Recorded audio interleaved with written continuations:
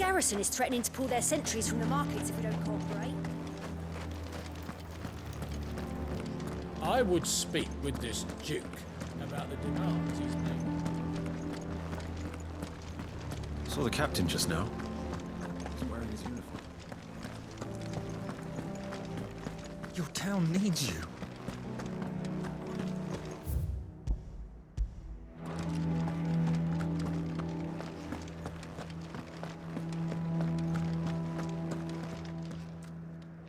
Do you have a moment, Clive?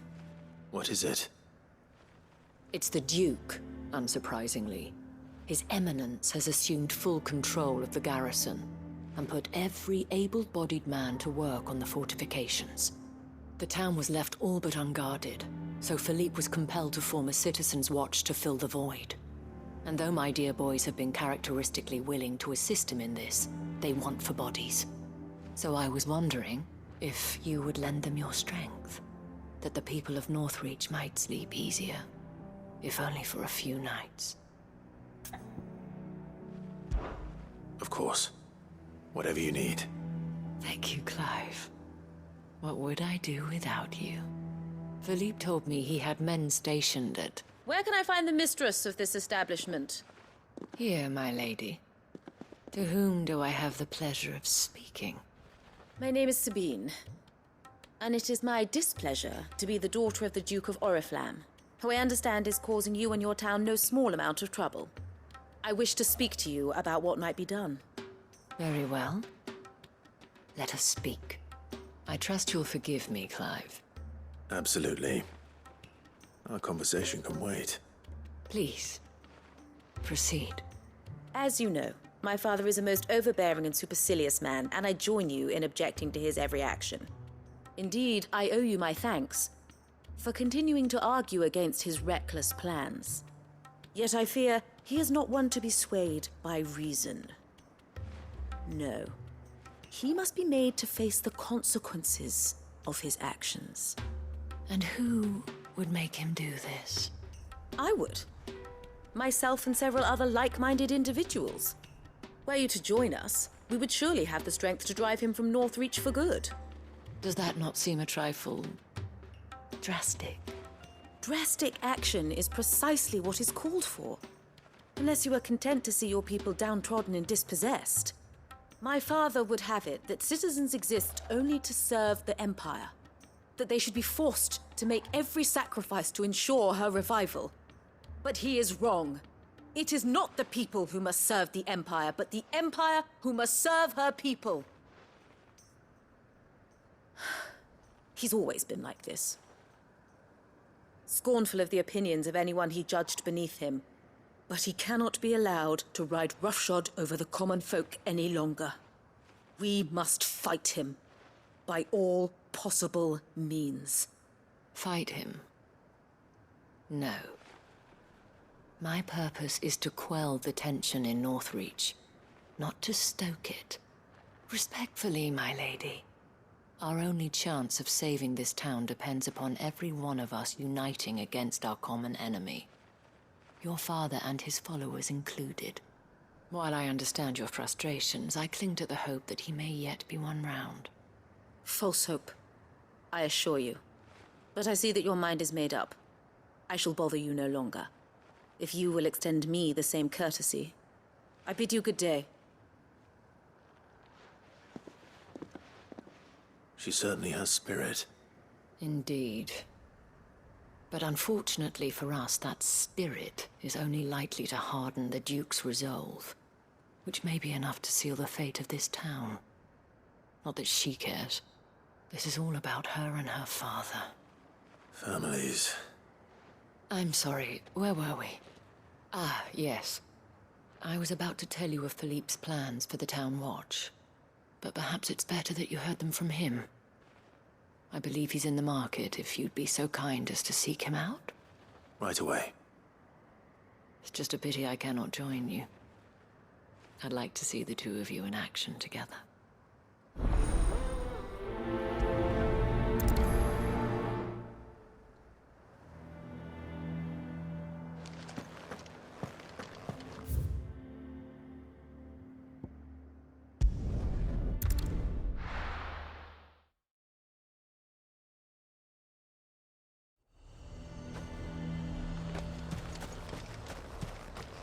need have our coin, our stock and our... So you are content to abandon the... Please, I beseech you. If you are a true son of Northreach, you must fight to defend your home. That's exactly what I am doing, milady. Or trying to, at least. The land is crawling with fiends, and someone has to keep watch. Even when our true enemy is hiding in the garrison? Fine. You're not the only able-bodied man in Northreach. Thank you so much for your help.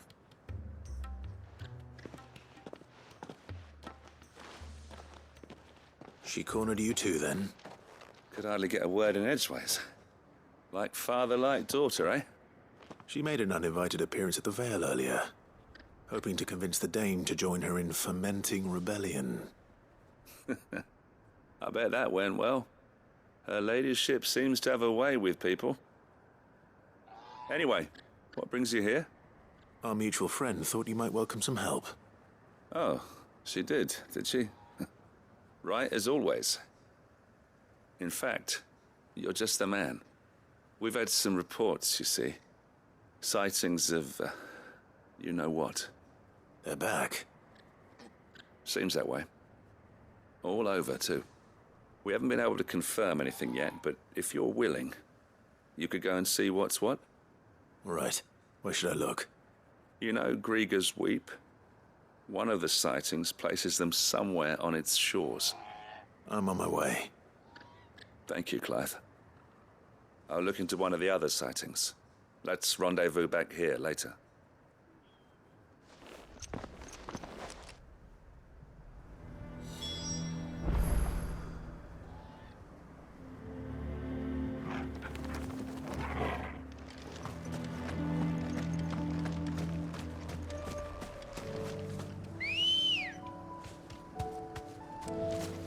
Let's go. Fly, Ambrosia.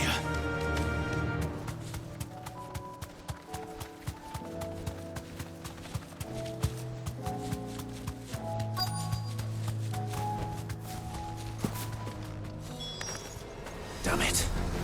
The reports were true. I need to stop them before they get to the town.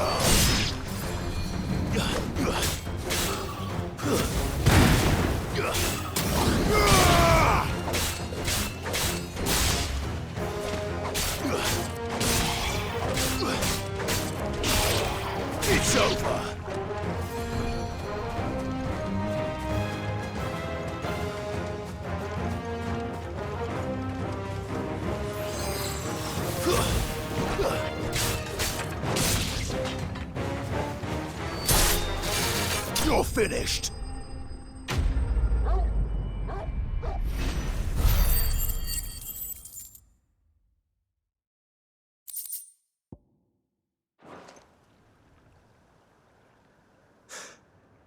Call that a test, Ultima? Clive, it's me. Are you all right? I am. But it seems the reports were true. The thralls have returned. I dispatched the few that I found, though. Well, that's something, I suppose. But what were they doing south of town? They all came from the north last time. We might be able to fend off an attack from one side or the other, but from both? Do you have eyes in the north? Some.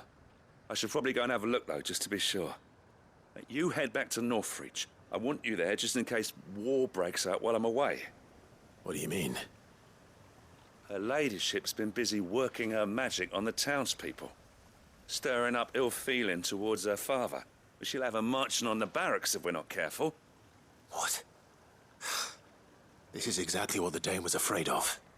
I'll do what I can to calm things down. Be careful out there, all right? Don't worry, I'm not like you. One sniff of those things and I'm running back to town screaming blue murder.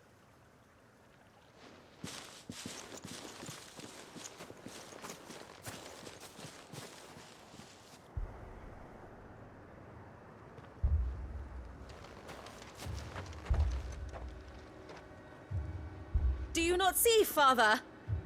The people of Northreach have given enough, and only a fool would ask for more. Listen to me, Sabine.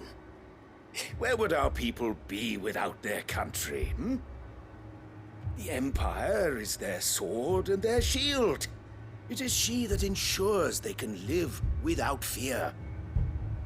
And now she teeters on the brink. Without their sword, how will the people fight? Without their shield, how will they protect their kin? Can the unarmed stand against the advancing hordes? No. But there is yet hope. A new shield, a new sword. A new empire. We can rebuild Sandbreck, just as Great Grieger wills it. Perhaps we could, Father. But we don't want to. Not if it is built on the broken backs of the people. Please, let us not quarrel in the street. You must see that no good will come of this. Our fight is not with each other, but with the threat that draws ever closer to our gates. A threat that your sword has yet to rid us of, Your Eminence.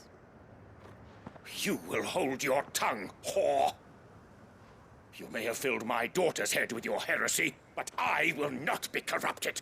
Corrupted?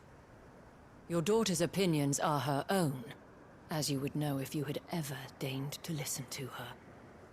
At least I hope they are your opinions, and not posturing born of a family feud. Northreach deserves better than that. Northreach deserves better than you, Carla. Yes, I know who you are. The slut of Twinside who bedded a Brandit. Jealous, are you? That a woman might choose a bearer over a pious man of Grieger. Clive! I met a swarm of thralls coming south from Oriflamme. Hundreds of them. Too many to count. No. Work on the fortifications has scarcely begun. We will retreat to Caer Norvent and there make our stand.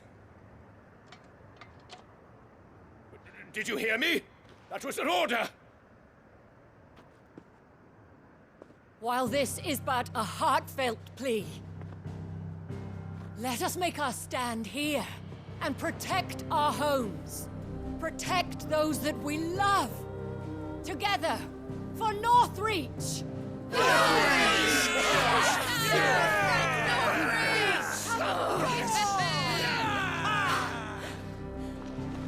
You heard the dame. What are we waiting for? Pikemen to the gates. Archers to the roofs. Quickly, come on!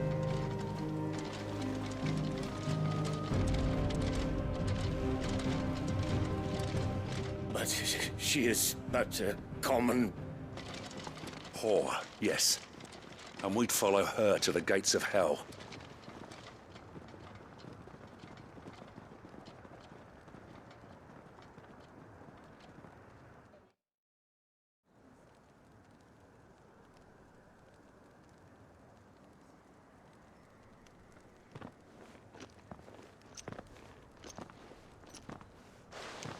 The men have their orders, and they look like following them. I got them spaced out at regular intervals. Whichever direction the thralls strike from, there'll be someone there to meet them. Thank you, Philippe. Rest assured, the people will play their part. The herbalist has donated her stock of medicines to me. Should any of your men be injured, take them to the Vale. We'll see to them there. Thank you, milady. I will. I'll play my part too. You still want for numbers. Unlike the enemy. I only hope I can go some way to evening the odds. Philippe, can I leave the south in your hands? I doubt the thralls by the lake were the last of their number. Of course. I'll lead a party down that way so we don't get taken by surprise. What about you? I'll make my way up the road to Oriflamme. I've fought a few of these things. And while I can't promise to hold them all back, I should be able to thin the herd. All right. But take care. Thank you, both of you. You can thank us when it's over. Till then, madame.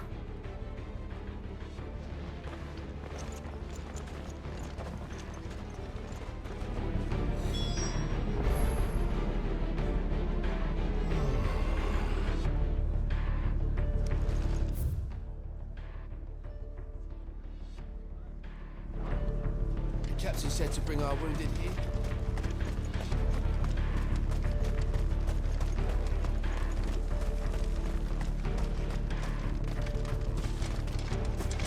I want steel in the hands of every man or woman.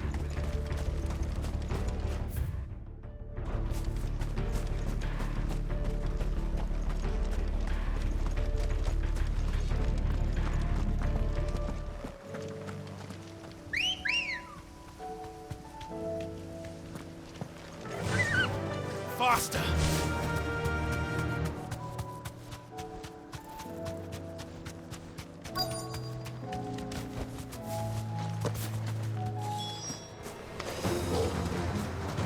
This is more like it. Come on then. Test me.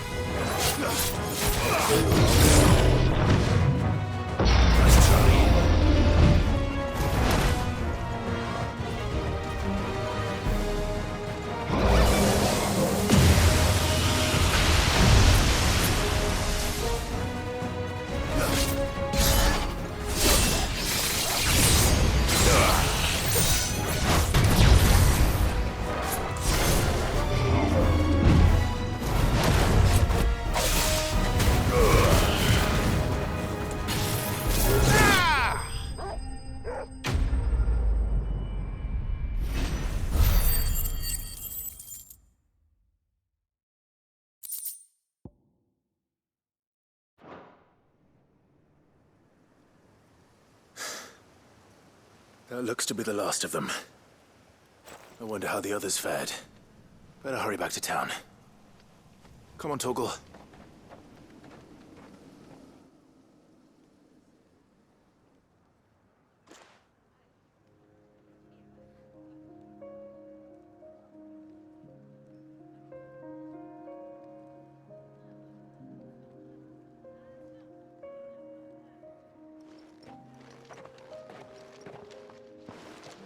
Clive, it's good to see you. And you. The road to Oriflamme is clear. How did you and your men fare? Well, we ended up fighting for our lives down by the lake. Took a few nicks, but nothing the girls of the Vale can't put right. Glad to hear it. Well, it seems we've survived. For the time being, at least. I thank you both for answering the call. You were right. And I was wrong. About everything. I had thought that the only way to unite the people was under the banner of Empire. That without a strong hand to guide them, they would drift apart. To be borne hither and yon by the eddying currents of fate. But you brought them together. Not by force, nor by the exercise of goddess-given authority, but by simply being one of them. By knowing what they feel, because you feel it yourself. Our purpose was ever the same, Your Eminence. You were merely distracted by a loftier vision of empire and glory, while our eyes beheld matters closer to home. You have the right of it again. As did you, Sabine. His radiance said it himself. Sanbreque is naught without her citizens. I forgot that. And I am sorry. I'm sorry too, Father. I should never have taken things so far. I only wanted you to understand how the people felt. How I felt. But my anger got the better of me. Do not blame yourself, my dear. This was my doing. I should have listened to you. To all of you. Your Eminence, your ladyship, I do not doubt that you came here with the best of intentions. But I believe the same could be said of us all. We all want safety, security, prosperity. Not just for Northreach, but for the entire realm. And we may yet achieve it. If only we work together. Will you join us in this?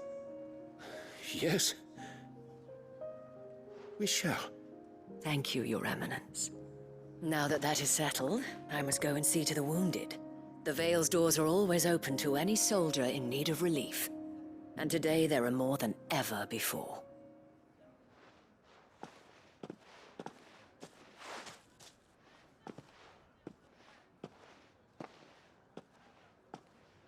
Madame Isabel is a rare soul indeed.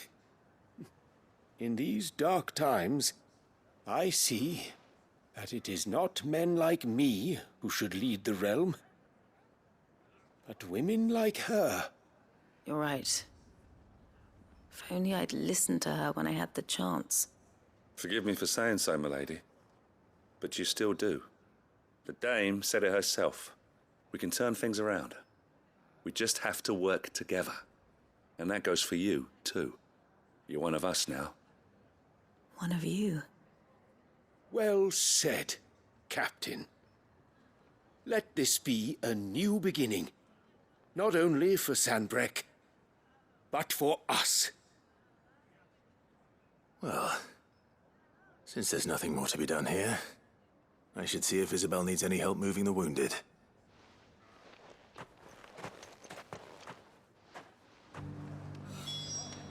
Can we get you anything?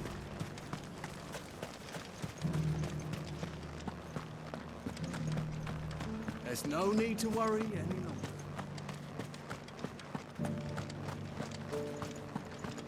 I saw several soldiers being carried to the Vale.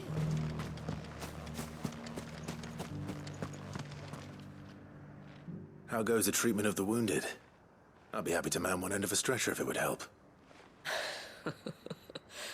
You've helped quite enough for one day, Clive. Thank you. Don't mention it. Oh, but I must.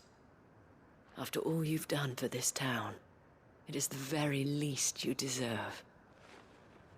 Tell me, if Northreach had fallen, what would you have done?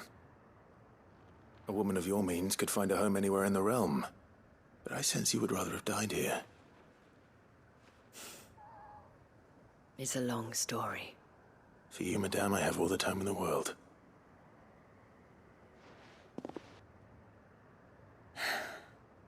Very well. Long ago, I had a life in the Crystalline Dominion. I was Carla then, courtesan to the nobility. So sought after was I that it was only they who could afford my time. Alas, those halcyon days were not to last. For naive as I was, I fell in love with a bearer. He was my master's guard, the gentlest man I have ever known. After they discovered us together, he was whipped bloody and forbidden from ever looking at me again. And so we fled. Not that we had anywhere to flee to. We wandered, aimless and starving, half dreading, half praying that the next day would be our last.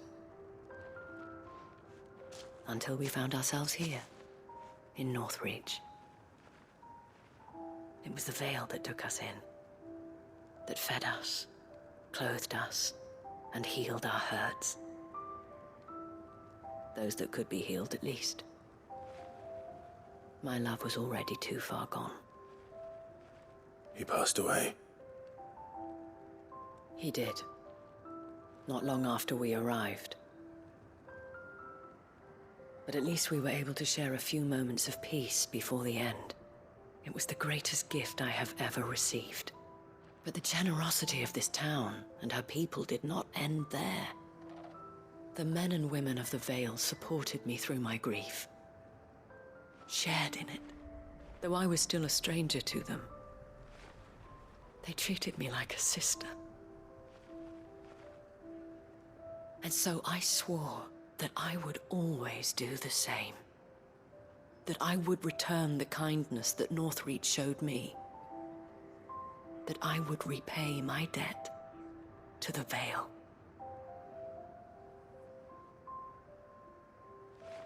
Thank you, Isabel, for sharing this with me.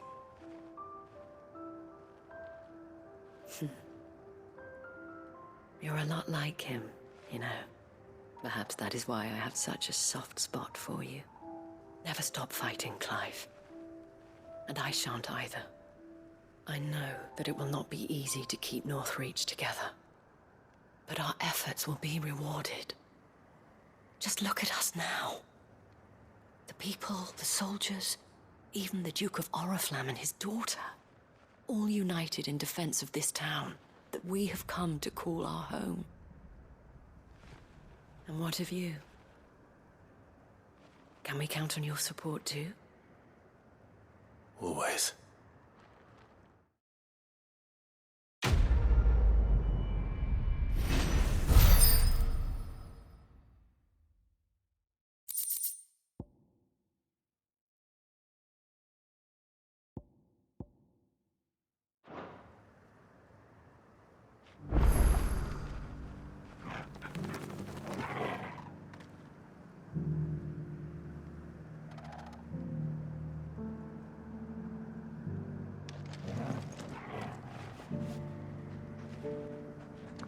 Milady, I come bearing gifts. Gifts? Whatever is the occasion.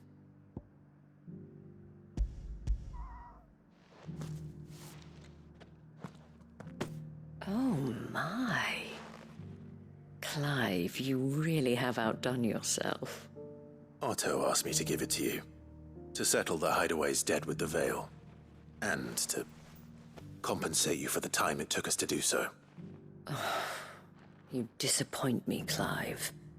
I thought you might finally be warming to me. Tell Otto he can keep his baubles. I tried to tell him as much the first time around. The man owes me nothing, nor does the Hideaway. My contribution to the restoration effort was made freely and willingly. It was the least I could do. You once told me Sid did you a kindness. I'd like to do the same. Please, accept it.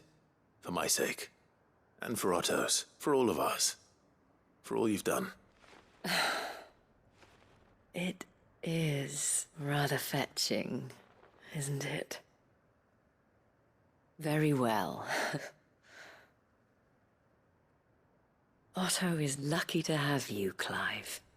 I doubt anything could ever replace his son. But you and the others at the Hideaway are the closest thing he has to family. Otto had a son.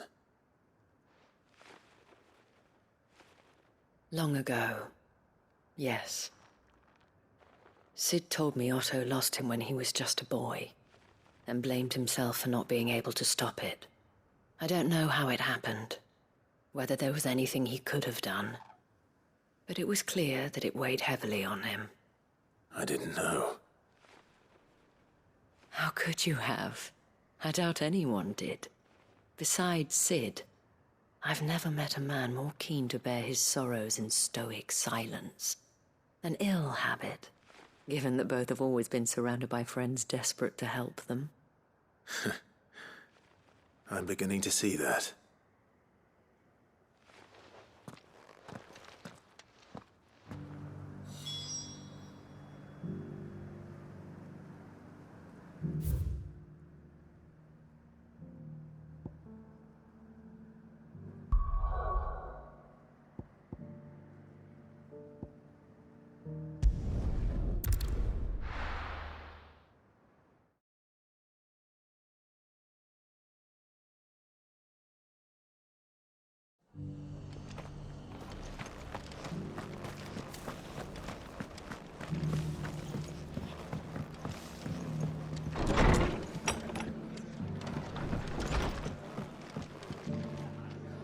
Clive, we weren't expecting you.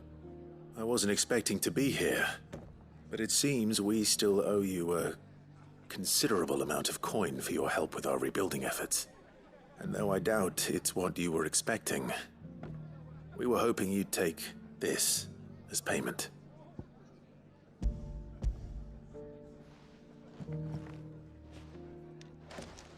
A star ruby? I can't accept this. It's worth at least twice what you owe me. More if you can find yourself the right buyer. Think of the difference as interest. Interest? If word got out I charged that much, no one would ever borrow from me again. Anyway, why are you the one here asking me about this? I'd have expected Otto. Bit much sending the Lord Marquis out to settle your debts, isn't it? The old goat working himself to death again? Something like that. Most days I think he's the only reason the Hideaway's still standing. Same as always, eh? Back when the place was nothing but a twinkle in the eye of a recently retired Lord Commander, word is he was the first one Sid reached out to. Probably knew that without his strong arm and level head, the idea would never get off the ground. Sid may have been the face of the Hideaway, but Otto's always been the backbone. And when Sid passed away, we were all worried that would be the end of it. That Otto would just give up. His death was hard on everyone. But it must have hit Otto hardest of all. But he didn't give up, did he? Quite the opposite, in fact. If I recall, he was the one who nominated you as Sid's replacement, and rallied the rest around you. I reckon what he saw in Sid, he saw in you too. And don't we all?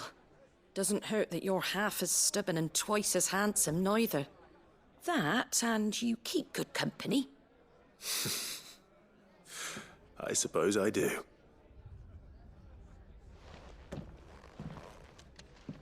Goat will want to know the stones were delivered.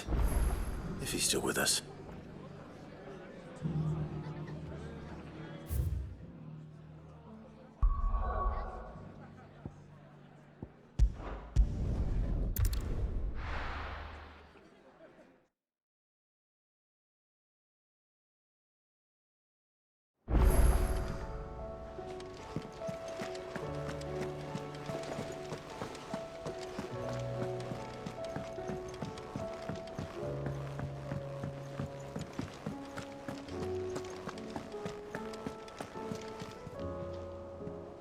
Good.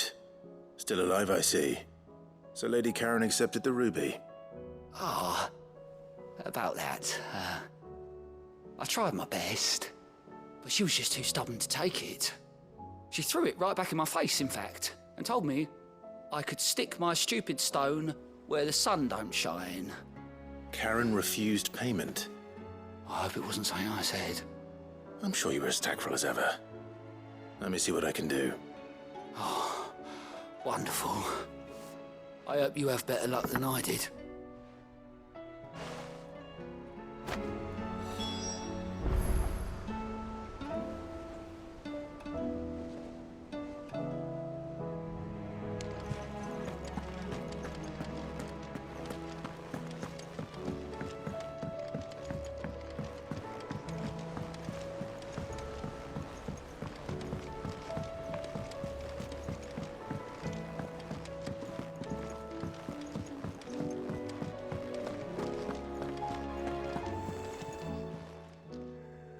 Lady Karen, Goad tells me you weren't happy with our offer. Would you prefer the debt was repaid in coin? What debt? I don't recall lending any of you lot me hard-earned gil. I may have tossed a talent or two in the Hideaway's coffers, but those were donations, and you can hardly call it charity if you go asking for it back. Of course not. But one good turn deserves another. And our circumstances have changed. Surely you wouldn't shun the gratitude of a pauper who happened to have become a prince. Oh, so you're a prince now, are you? Fine. But I'm selling it and taking what I'm owed, then you're getting the rest whether you like it or not.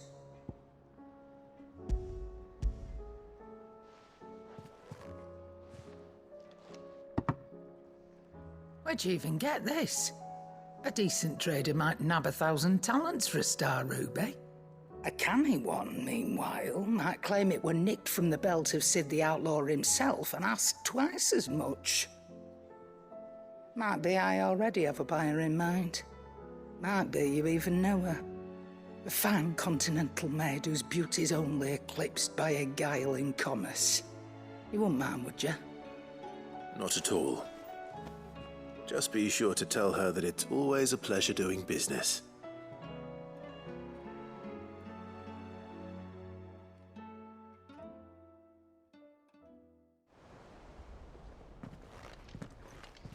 I hear you ended up delivering all 3 stones.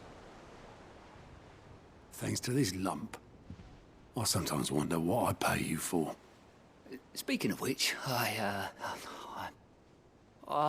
still haven't been paid last month's wages. Oh, so you remember what's owed to you then? Get your ass behind that disc of yours and don't get up before those ledgers are square. Right away.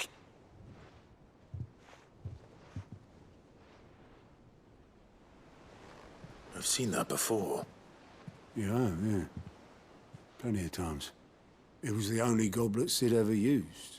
Either out of habit, or because the filthy sod couldn't be bothered to find a clean one. I knew so little about him. Like most people. Martha and the Dame both seem to have fond memories of him. Huh. I bet they do. How long did you know Sid before he... Before he died. 20 summers, give or take. Back in the day, I was a purser on a trade ship, which is where I met him. He bought passage to... I forget where. And having nothing better to do on the long nights, we'd sit up drinking island rum till the morning bell dragged me back to my duties. Quit my post not long after that. On account of making a fine maiden's belly fat. But me and Sid stayed close, promising we'd one day sail the seas again. That was before fate stepped in and said she was having none of it.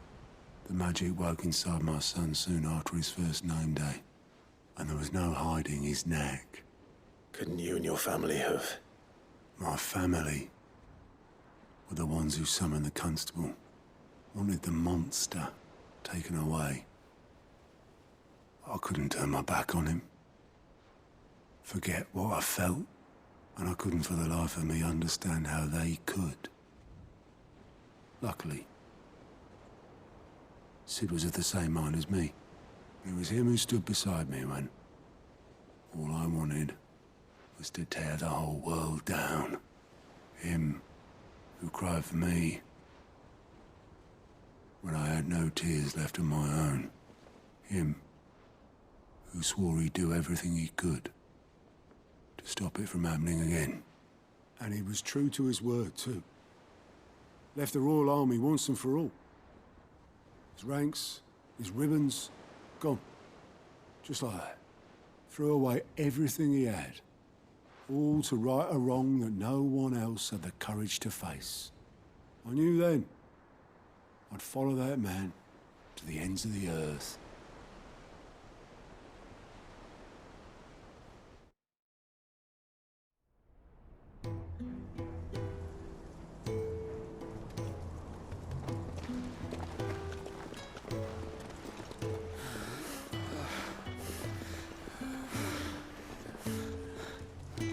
He was always too clever for his own good, was Sid. Saw the world for what it really was, while the rest of us were content to go along with the lie we were shown. And it can't have been easy, bearing that burden alone.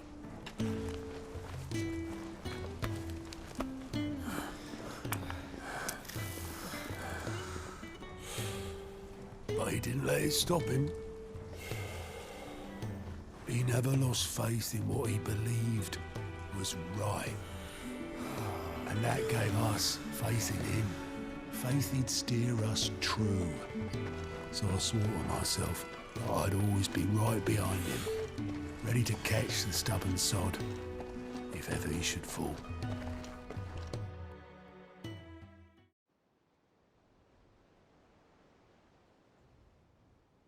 But I couldn't even do that.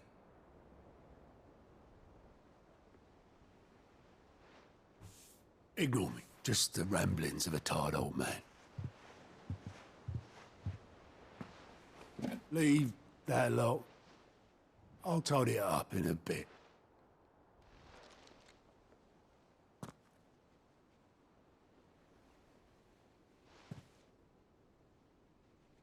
This is Sid's handwriting.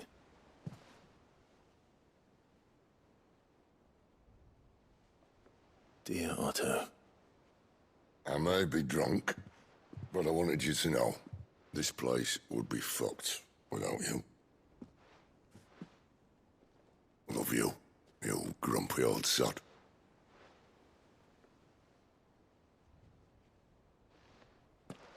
This note. What about it? Sid was right. Without you, we'd all be lost.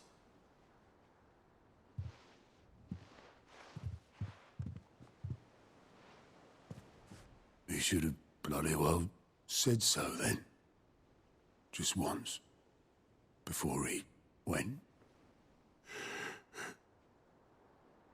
But then, why would he? Him, or anyone. I'd only have told him to piss off.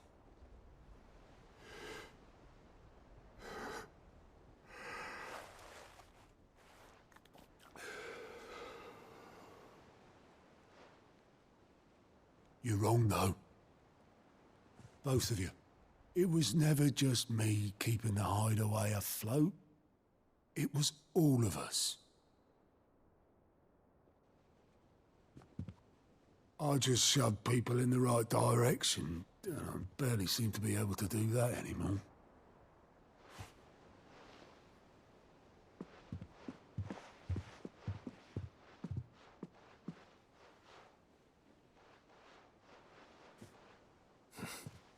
Would you rather go at the helm? Well, maybe I've got a few more years left in me. I'm going to hold you to that, Otto. Before you go, Sid would have wanted you to have this. but that's... This'll do me just fine.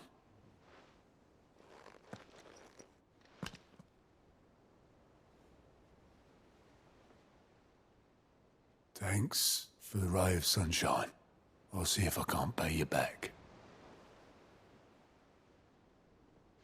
Already have.